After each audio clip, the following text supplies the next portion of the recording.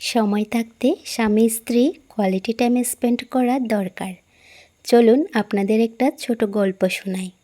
এক দম্পতি ছিল, বিয়ের পর শুরুতে তারা অনেক সময় একসাথে কাটাতো। একসাথে বাজারে যাওয়া, একসাথে ঘুরতে যাওয়া, একসাথে গল্পে গল্পে রাত জেগে থাকা, সব কিছুতেই ছিল আনন্দ। কিন্তু সময়ের সাথে সাথে সংসারের ব্যস্ততা, অফিসের চাপ, সন্তানের দায়িত্ব সব কিছু এতটাই বেড়ে গেল যে তারা ধীরে ধীরে নিজেদের জন্য সময় বের করতে পারল না।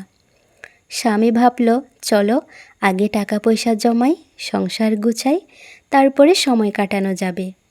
স্ত্রী ভাবল, চলো আগে সন্তান বড় হোক, দায়িত্ব শেষ হোক, তারপর স্বামীর সাথে সময় কাটানো যাবে। কিন্তু বছর কেটে গেল, সন্তান বড় হলো, সংসারও গুছালো, অথচ স্বামী স্ত্রীর বয়সও তখন অনেক বেড়ে গেল। শরীর ক্লান্ত হয়ে পড়ল, মন ভারী হয়ে গেল।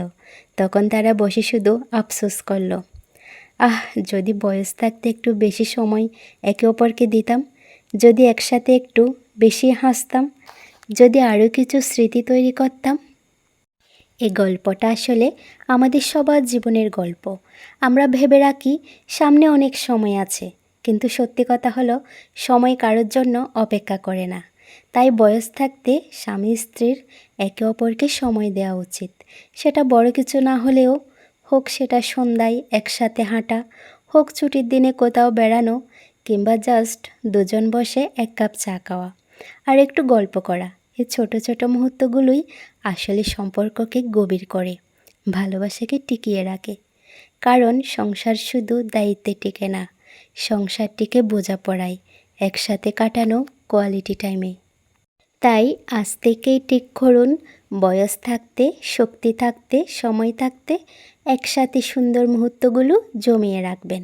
কারণ একদিন বয়স হলে, শরীর দুর্বল হলে এই মুহূর্তগুলোই আপনাকে জীবিত রাখবে, আপনাকে হাসাবে। ভালোবাসা মানে শুধু দায়িত্ব পালন নয়, ভালোবাসা মানে একে অপরকে সময় দেয়া। তাই বয়স থাকতে স্বামী স্ত্রীর কোয়ালিটি টাইম স্পেন্ড করা উচিত। কারণ সময় একবার চলে গেলে আর কোনো দিনও ফিরে আসে না। ঘরে বসে থাকতে থাকতে বোরিং লাগছিল, তাই সেদিনকে চিন্তা করছিলাম বাইরে রেস্টুরেন্টে গিয়ে খাবো। আর যেহেতু সামনে দুর্গাপূজা, তাই পূজার জন্য হালকা পাতলা কিছু কেনাকাটা করব। যদিও বা আগে অনেক কিছু কিনে রেখেছি, তারপরও কিছু টুকিটাকি জিনিস কেনার বাকি ছিল। সেগুলো কিনে শাশুড়ি মায়ের জন্য একটা ওভারড্রপ নিয়ে আমরা চলে এসেছিলাম। আসার পথে বৃষ্টি হয়েছিল, যার জন্য ওভারড্রপটা ভিজে গিয়েছিল।